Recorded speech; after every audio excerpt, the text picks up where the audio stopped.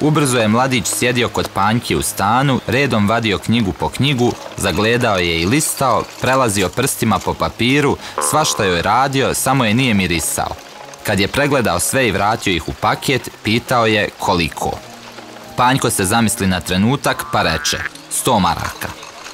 Mladić se filmski osmijehnu i reče da 100 maraka nikako ne može za tako stare knjige i sa tako sitnim slovima. Nije dovršio rečenicu jer je Panjko požurio da ga pita koliko daje, prihvatajući ponudu od 30 maraka prije nego bijaše do kraja izrečena. Dao je maka dizdara za Filipa Višnjića i Antuna Branka Šimića.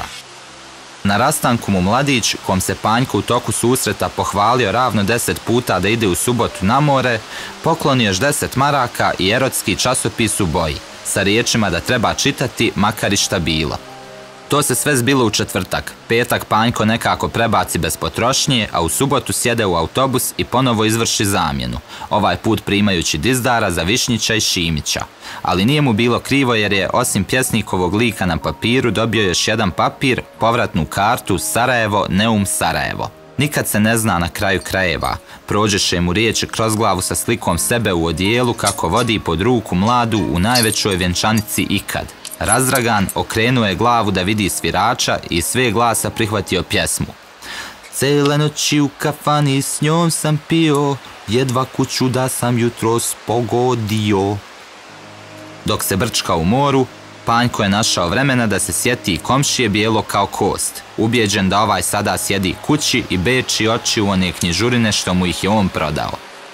Samo nek se čita makar i šta bilo, rekao je sam sebi i zaronio pod vodu, iz koje izroni sa sjajnom idejom da ode na ćevape, što i učini.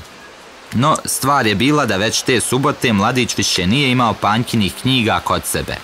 Kako došlo, tako i otišlo. S tim da je razlika u tome što ih je mladić otpustio u zamjenu za 25 plavičastih portreta na pravougaonom papiru našeg Nobelovca Ive Andrića. Nekako se u isto vrijeme potrefilo da su on u Sarajevu i Panjko u Neumu sjeli na ćevape, s tim da je Panjko bio sam, a sa mladićem je bila jedna cura kojoj su se kroz majicu vidjele grudi u grudnjaku i koja se teško služila rukama jer je imala po 5 cenata duge vještačke crvene nokte. Mladić je rekao djevojci: sutra ujutru idemo na autopijacu da kupimo auto, a popodne idemo na more. Djevojka, koja je inače došla mrzovoljno na sastanak jer je već duže vremena razmišljala o raskidu, najednom se oraspoloži i maznim glasom izrazi svoju želju da vidi Pulu.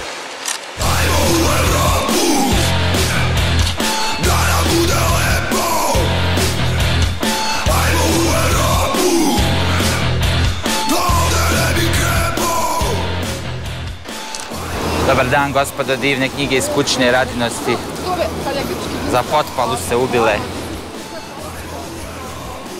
A divne knjige, domaće. To moja malenkost piše i objavljuje, humoristička proza u stilu Gogolja Mrtvih duša, tema malograđanština.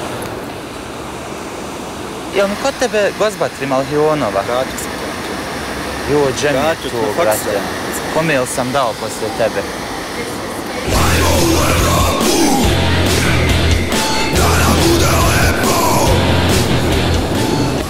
Self-published books, very good for learning Bosnian. Vidjeti stylinga. Tema malograđanština, sve je savremeno bosansko-hercegovačko društvo, s tim da nema ovih teških priča, rat, politika, nacionalnost, to, nego čisto neumijeće življenja. Pogledaj slobodno. Imaju sva slova u njoj.